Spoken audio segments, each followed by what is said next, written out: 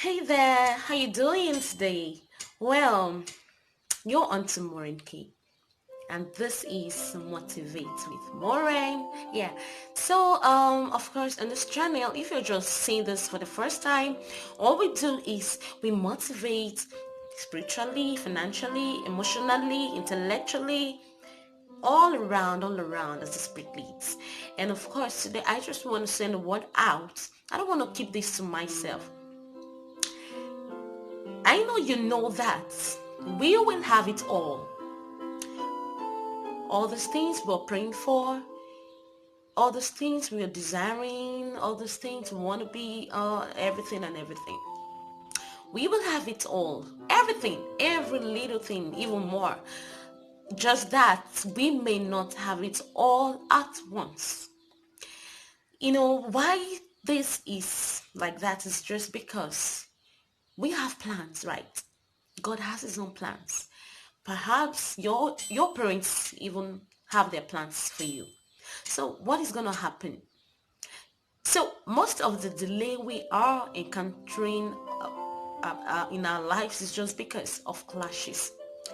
You know, what we could have just listened to God to do and on time, hit the target. Of course, most time it doesn't really work this way, except if the mission is just so important and really, really time bound. You understand? And because we actually want to have a way, we want our parents, we want to please our parents, we want to please society, the expectations and pressure or upon us and all that, we linger, and it seems we are not just hitting it still. It seems the more we are trying to move closer, it seems it's just moving away. That's because it's not meant for us.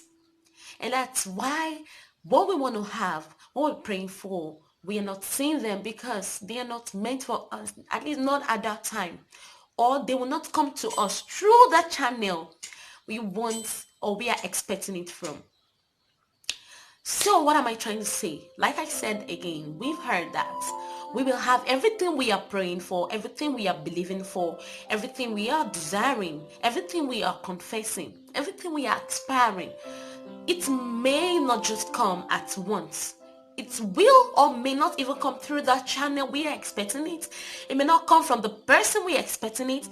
It may not even come at the time when we want it to come. And when it even comes, it may not actually meet us in his it may not, God may not plan it to meet us at the time or at the circumstances we want it to meet us. So what am I trying to say? Sometimes our own, God answers prayers. God answers prayers according to his own scale of preference. All right. We need to understand that. And rather than for us to actually sit down and ask God, what's your plan for my life? What am I supposed to be chasing after? What am I supposed to be waiting for? What am I supposed to do? We just go ahead in our own thinking. Of course, we have it all figured out, but still, we just go ahead, we plunge, we put in so much resources, so much effort. We are doing well in the short run, and then for us to just sit down and have a harvest, it seems everything just goes down the drain. And God is still waiting that we come back to him to ask from him. And of course, sometimes our plans lead us right into God's plans.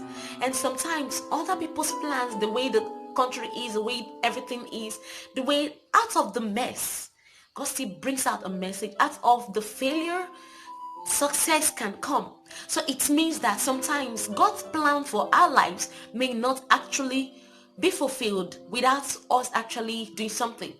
So it means it is out of what we are doing that God's plan will come out. It is out of that pain that the impact will come out. So this is just to as many people that really wants to, you actually are tired of just doing things and running after what is not important to God. If that is if you want to do God's way, you know. So let's just find out what God's most important plan is for our lives.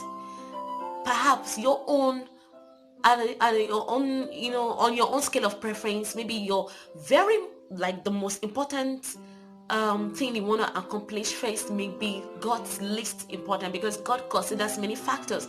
Part of it may be the fact that we are not grown enough to contain, what God wants to, what we are asking of him. Maybe we are not grown in such a way that God, God honors, and how do I put it? God values our welfare. God values our worth. Like God, our worth in God's hands is more than what we want to do for him.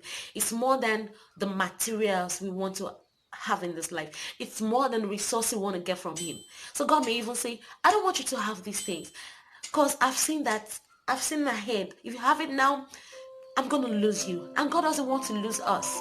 So, so the clamoring and the crying and the fasting and all that, God still is still saying, chill, my dear.